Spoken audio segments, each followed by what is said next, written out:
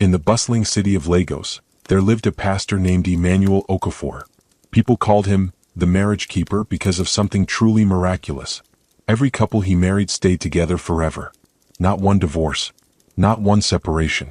In 15 years, Pastor Emmanuel had conducted over 500 weddings, and every single marriage was still strong and happy. His church, Grace of Reconciliation Ministry, was small and modest. But on Saturdays, it overflowed with guests attending wedding ceremonies.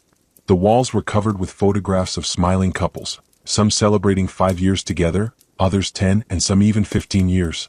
All of them came back to testify about their beautiful marriages.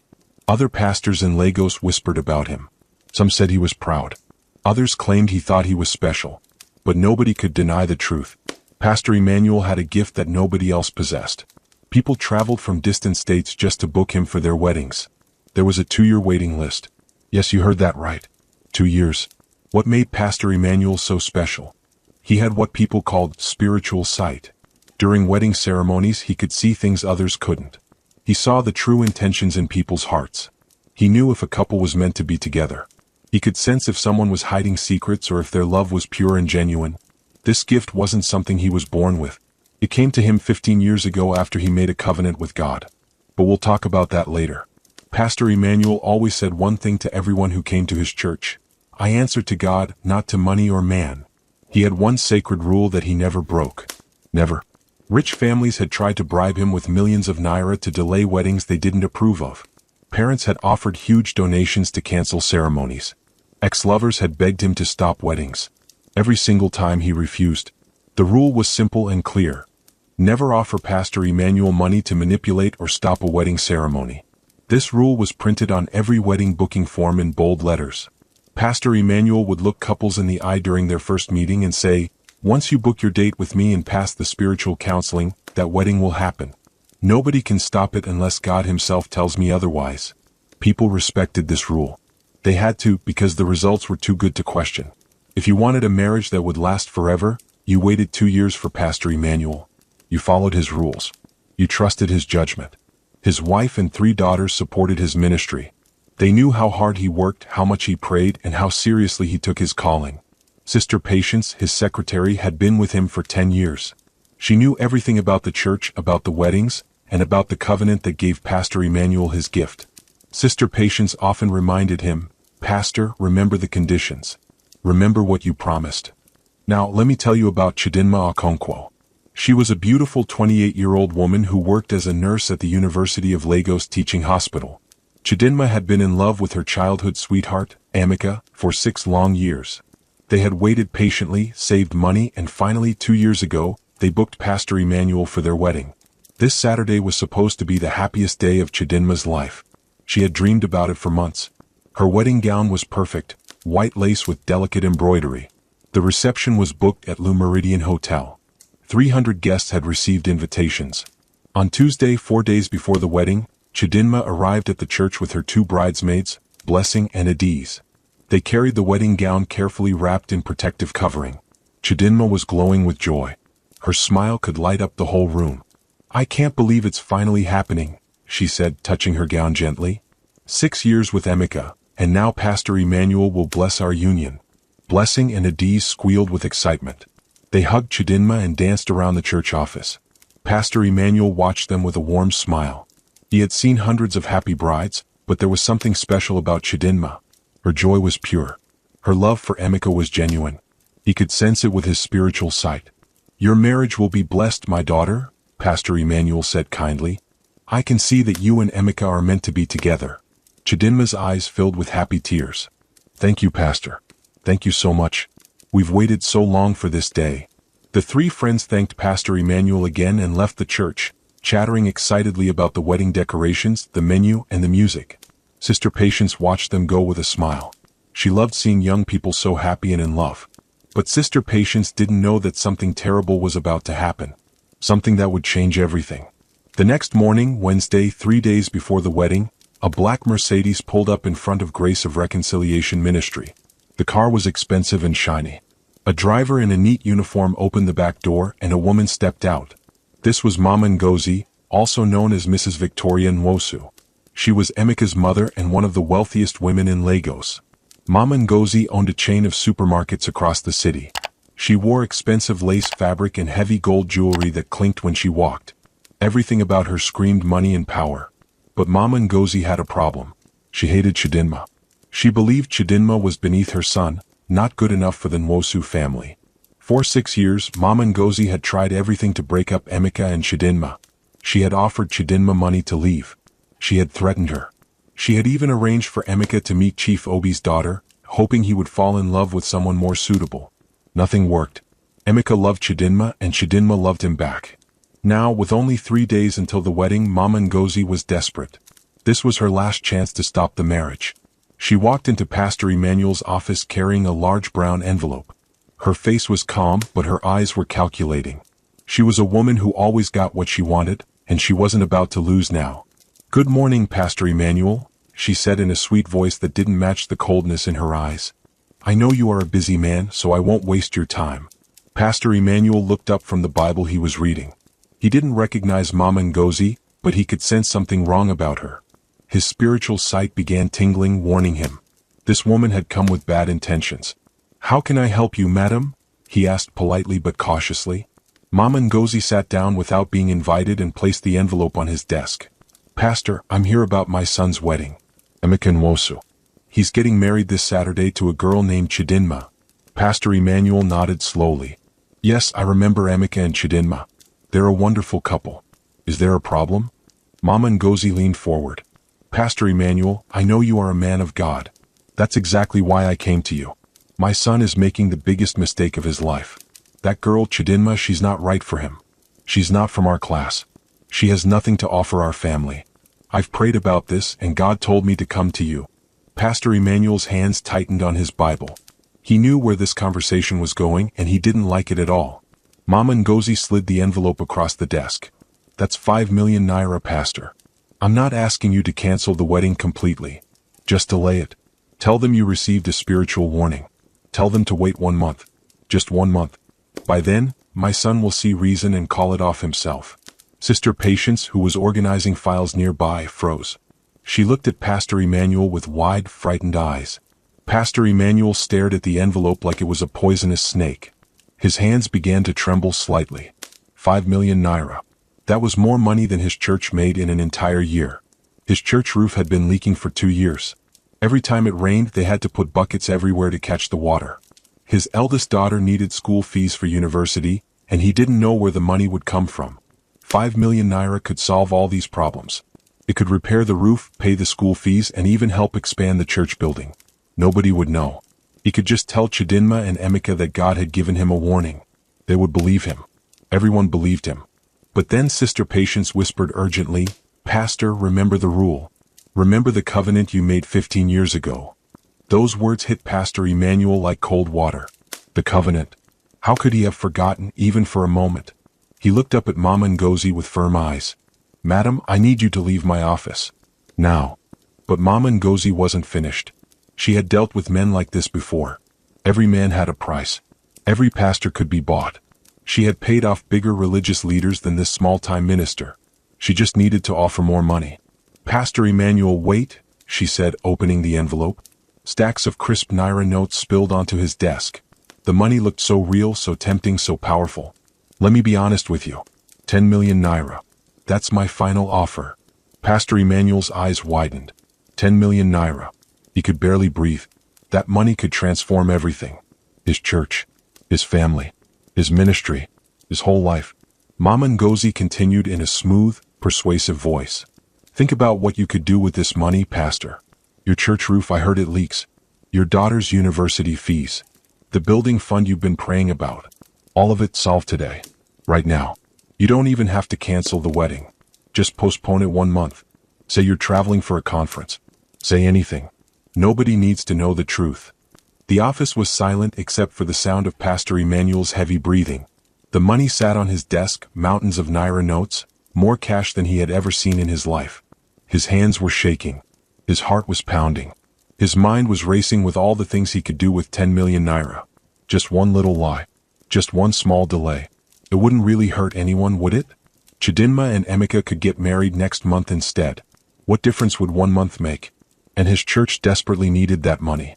Pastor Emmanuel's lips trembled. His throat felt dry. The words were forming in his mouth, words he knew he shouldn't say, words that would break everything he had built for 15 years.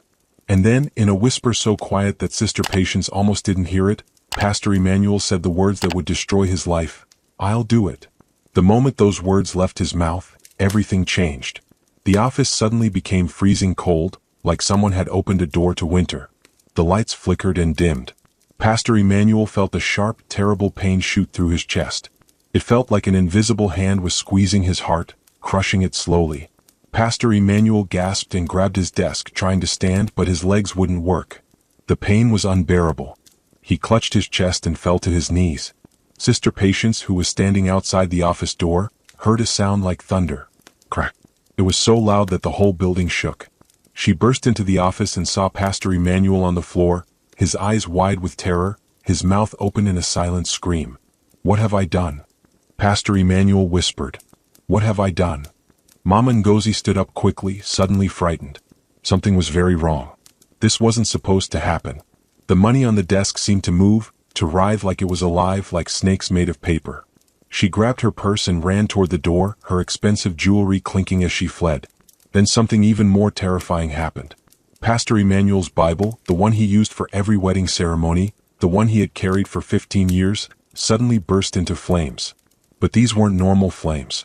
They were black, dark as midnight, cold instead of hot. The Bible burned to ash in seconds, but nothing else in the office caught fire. Not the desk. Not the papers. Not the curtains. Just the Bible. Sister Patience screamed and backed away, her hands covering her mouth in horror. Pastor Emmanuel heard a voice. It wasn't coming from anywhere in the room. It was inside his head, inside his spirit, deep and terrible and final. "The covenant is broken. The gift is forfeit. You have sold my anointing for silver." He collapsed completely, lying on the floor, barely conscious. The last thing he saw before darkness took him was Sister Patience's terrified face and the pile of money on his desk, looking like blood in the strange black light. When Pastor Emmanuel woke up hours later, he was in his office on a small couch. Sister Patience sat beside him, crying quietly. He tried to speak, but his voice came out as a hoarse croak. Something was wrong with his throat. Something was very, very wrong. Before we continue, I need to ask you something important. If you're enjoying this story right now, then please hit that subscribe button, because we bring you powerful stories like this every 2 days. Stories that touch your heart, teach you lessons, and keep you on the edge of your seat. YouTube only shows our videos to subscribers first. So if you don't subscribe, you might miss the next incredible story. So go ahead, subscribe now. Your future self will thank you when the next story drops. Now let's continue. The days that followed were a nightmare. Pastor Emmanuel tried to go back to normal, but his body was betraying him. By Thursday, just 2 days after accepting Mama Ngozi's money, his voice had become weak and raspy. He could barely speak above a whisper. His hands started shaking uncontrollably, trembling so badly that he couldn't hold his new Bible steady. Thursday evening there was a church service. Pastor Emmanuel tried to preach, but the words wouldn't come. Every time he opened his mouth, only gasping, choking sounds emerged. The congregation watched in confusion and concern. What was wrong with their pastor? Why couldn't he speak properly? By Friday morning, things were much worse. Pastor Emmanuel had completely lost his voice. He could only whisper, and even that hurt terribly. His hands shook so violently that he couldn't hold anything. When he tried to read scripture, the words appeared blurred. His eyes were developing a strange gray film, like cataracts appearing overnight. Church members began to worry. Sister Patience had to cancel Friday evening service because Pastor Emmanuel was too sick to lead worship. But the worst was yet to come. Saturday morning arrived. This was supposed to be Chidinma and Emeka's wedding day. 300 guests were already arriving at the church, dressed in their finest clothes. The decorations were beautiful. The music was ready. Everything was perfect except for one thing. Pastor Emmanuel couldn't come out of his office. By Saturday morning he looked like a completely different person. His tongue was swollen and black like something dead in his mouth. His throat felt like it was closing, making it almost impossible to breathe. Gray scales had appeared on his hands and neck, like dead skin peeling away to reveal something horrible underneath. His eyes were now completely cloudy white. He could barely see anything. The most disturbing thing was the smell. Everywhere Pastor Emmanuel went, the smell of sulfur followed him, like rotten eggs or burning matches. When he tried to pray, blood trickled from the corners of his mouth. He looked like he had aged 30 years overnight. His face was gaunt and hollow. His eyes were sunken deep into his skull. Sister Patience knocked on his office door gently. "Pastor," she whispered, "the wedding guests are here. Chidinma and Emeka are waiting. What should I tell them?" Pastor Emmanuel tried to respond, but only a horrible rasping sound came out. He shook his head and wrote on a piece of paper with trembling hands, "Tell them I'm sick. Cancel everything." Sister Patience walked out to the main church with tears streaming down her face.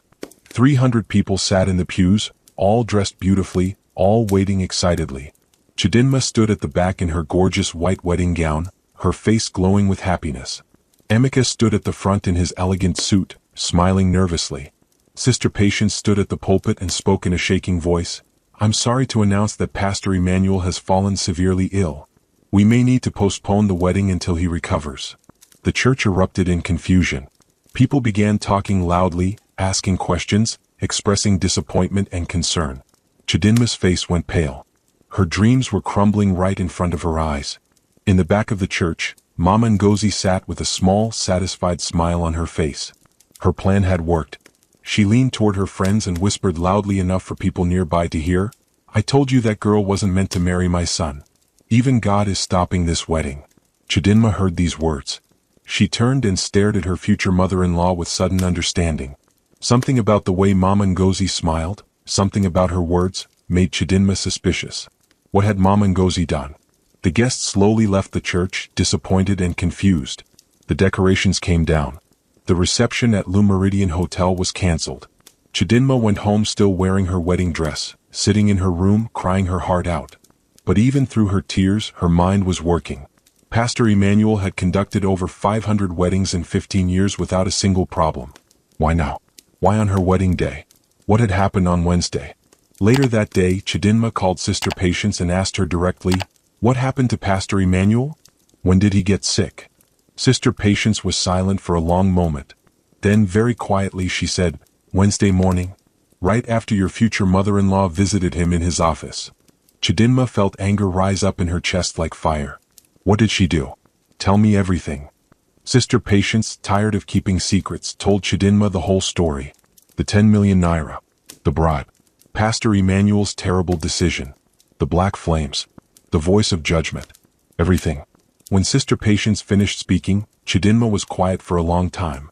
Then she said very firmly, "Pastor Emmanuel didn't abandon me. He didn't choose to ruin my wedding. Something happened to him because of my wedding, because of my wicked mother-in-law. If anyone is going to help him, it has to be me."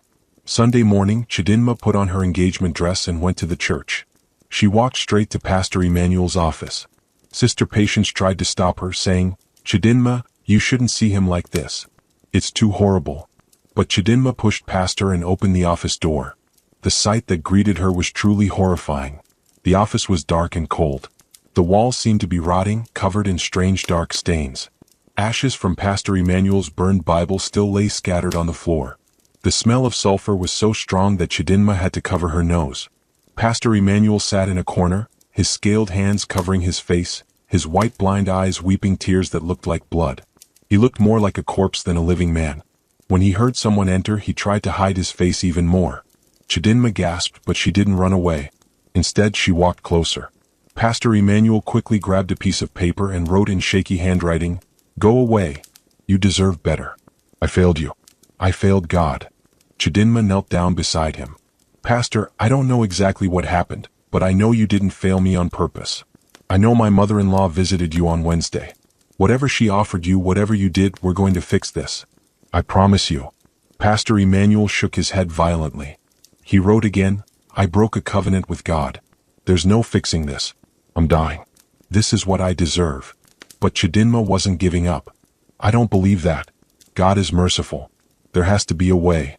She called Sister Patience back into the office. "Tell me everything about this covenant. How did Pastor Emmanuel get his gift? Where did it come from?"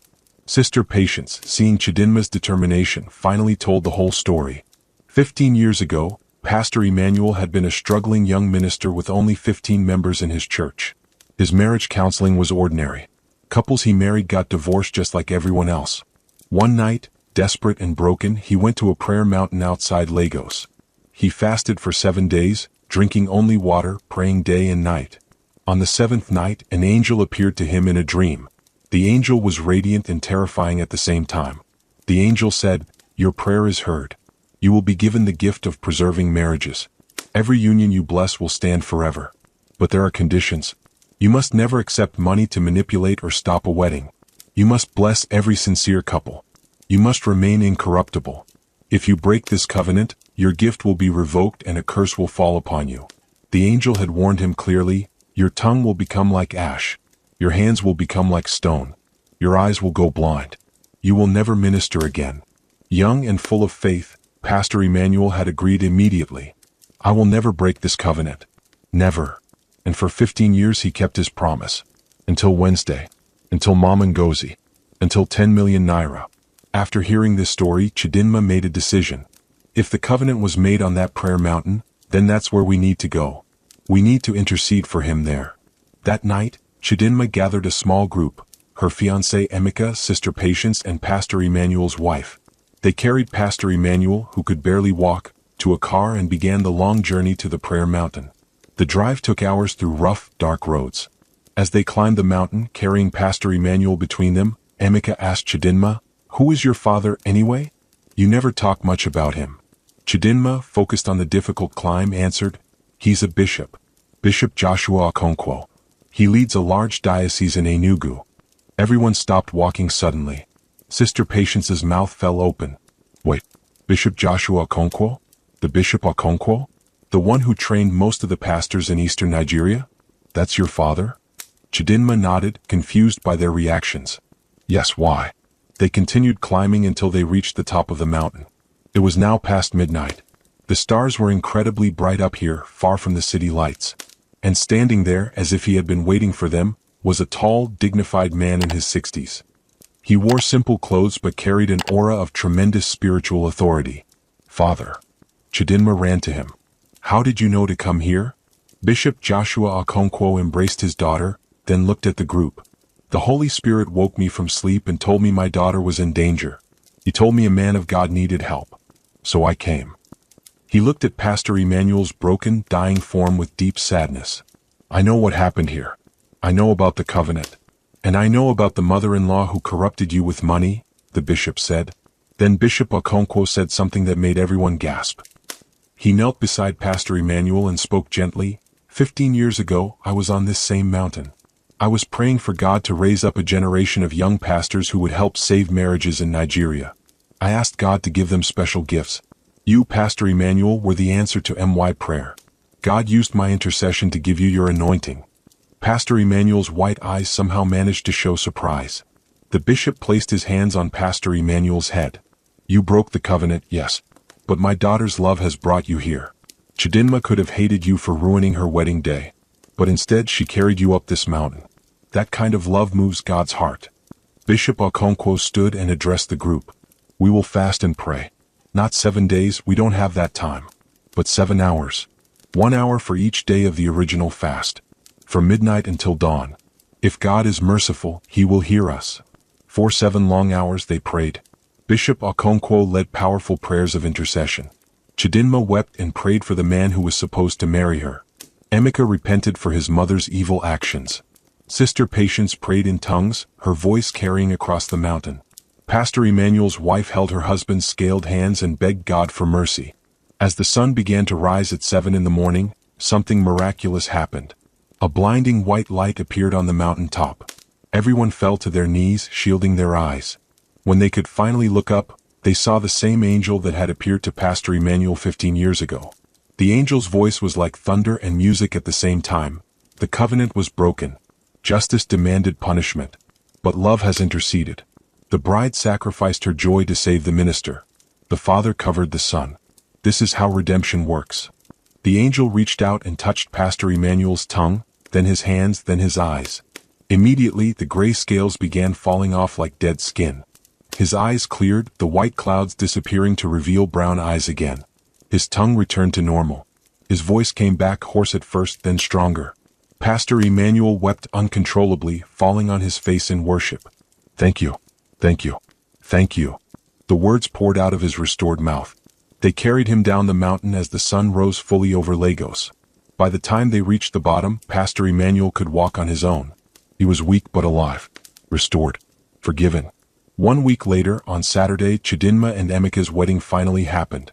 The church was more packed than ever before. Word had spread throughout Lagos about the pastor's fall and restoration. People came not just for a wedding but to witness redemption. Before the ceremony, Mama Ngozi came to Pastor Emmanuel privately. With Bishop Okonkwo present, she fell to her knees. "I'm sorry," she wept. "I corrupted you. I almost destroyed you. Please forgive me." Pastor Emmanuel, now understanding mercy deeply, helped her stand. "I forgive you, and I hope you'll come to the wedding." During the ceremony, Pastor Emmanuel told the entire congregation what had happened. He confessed his failure.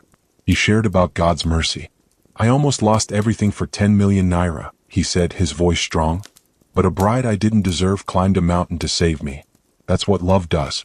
That's what covenant means." He married Chidinma and Emeka with tears streaming down his face. It was the most powerful ceremony he had ever conducted. After that day, Pastor Emmanuel's ministry continued stronger than ever. He was no longer just the marriage keeper. He became known as the pastor of second chances. He still had his perfect record. Every marriage he blessed lasted forever.